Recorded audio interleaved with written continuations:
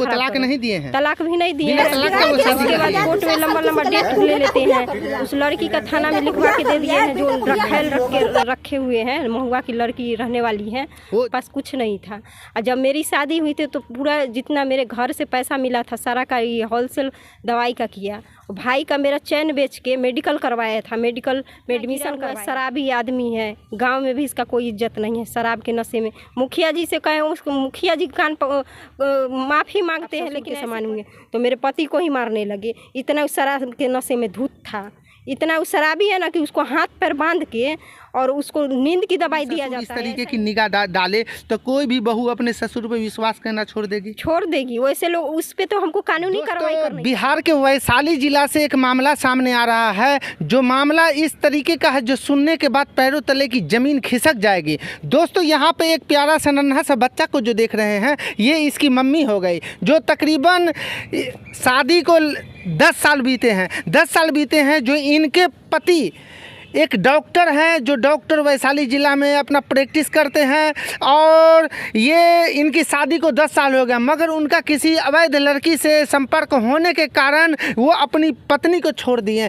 पत्नी को छोड़ने के बाद दूसरी शादी, जब ये अपने माँ के पेट में पल रहा था तभी वो दूसरी शादी अपना कर लिए। और बाकी सारी बात इनकी मम्मी से वह ना जानते हैं, जो एक डॉक्टर साहब की काली करतूत दिखाने के लिए जा रहे हैं। और एक डॉक्टर साहब की नहीं, उनके पिताजी जो इनके ससुर हुए, जो क्या क्या इनके साथ बदसलूकी किए और करने की कोशिश किए, सारी चीज़ की जानकारी लेते हैं। क्या मामला हुआ आपके साथ?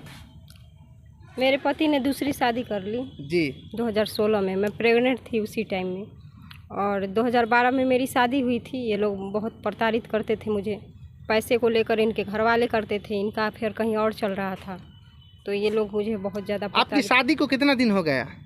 2012 में शादी। 2012 में शादी हुई। क्या आपको शादी से के बाद मालूम पड़ा कि हमारे पति का दूसरी लड़की के साथ अवैध रिश्ता हाँ, चल रहा है? शादी हो गई तब उसके बाद पता चला। ये बात कर रहे थे तो मुझे, मैं इस बात को लेके उनसे बातचीत की कि क्यों बात कर रहे हैं, तो मुझे मारने पीटने लगे जी। इस तरह का। आप अपने पति को वो लड़की से बात करते हुए देख लिए? हाँ। तो आपने उस चीज़ का विरोध किया तो वो आपको मारने पीटने लगे जी। तो फिर आगे क्या हुआ? फिर इसी तरह से इनके घर वाले मुझे बार बार परेशान करते थे। इनके पिताजी का गंदा नियत था। एक बार 12 बजे रात को मेरे घर में घुस आया और मैं विरोध की तो आपके ससुर जी? हाँ, मुझे इतना पीटा गया कि। क्यों पीटा गया?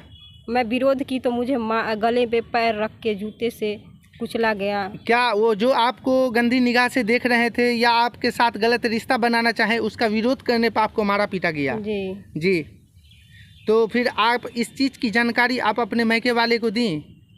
मायके वाले सब लोग जाने कि इसको मारा पीटा गया है, लेकिन ये नहीं हम। आप अपने मम्मी पापा को कभी ये चीज़ का बारे में जानकारी दी? नहीं, मेरी माँ नहीं है तो इसलिए हम, माँ होती है तब इस तरह का जानकारी दिया जाता है। तो समझ सकते हैं कि मायके में मैं सिर्फ ये बताई कि मुझे मारा पीटा गया है, और ये लोग मुझे बहुत बेरहमी से मारे।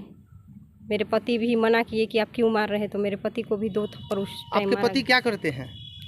वो डॉक्टर है, उनका हॉस्पिटल है, क्लिनिक है, और वैशाली ज़िला सैदपुर गणेश गांव का नाम है, वहाँ पे उनका होलसेल भी है दवाई का। तो ये सब कुछ।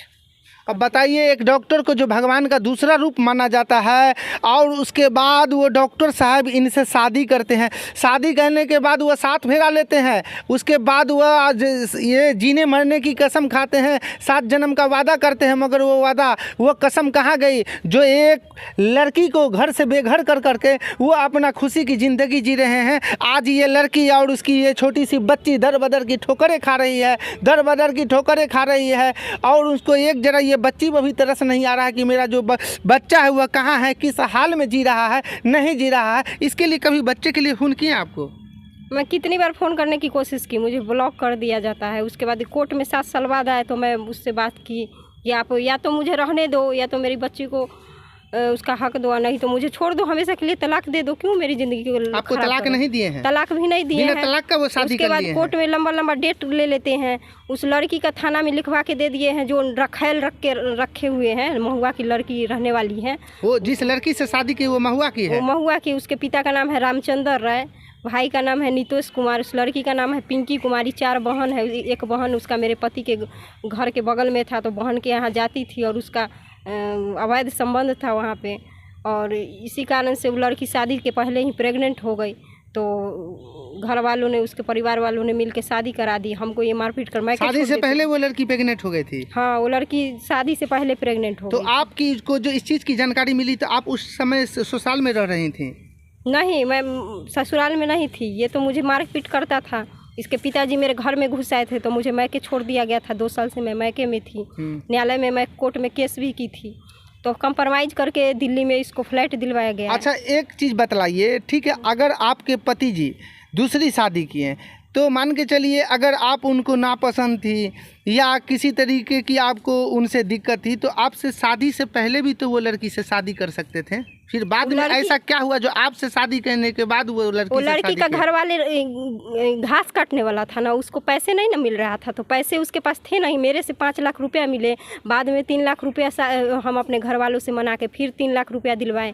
फिर मेरे चाचा जी के नाम से कुछ पैसे दुकान में उठवा के सारा पैसे लेके भाग गया। मेरे पैसे से उसका तो अभी घर उस गाँव में जानता है कि शादी के पहले वो एक भिखारी टाइप का था, उसका पास कुछ नहीं था। और जब मेरी शादी हुई थी तो पूरा जितना मेरे घर से पैसा मिला था सारा का ये होलसेल दवाई का किया। भाई का मेरा चैन बेच के मेडिकल करवाया था, मेडिकल में एडमिशन करवाया था। इन लोगों का कोई औकात नहीं था जब मेरी शादी हुई थी।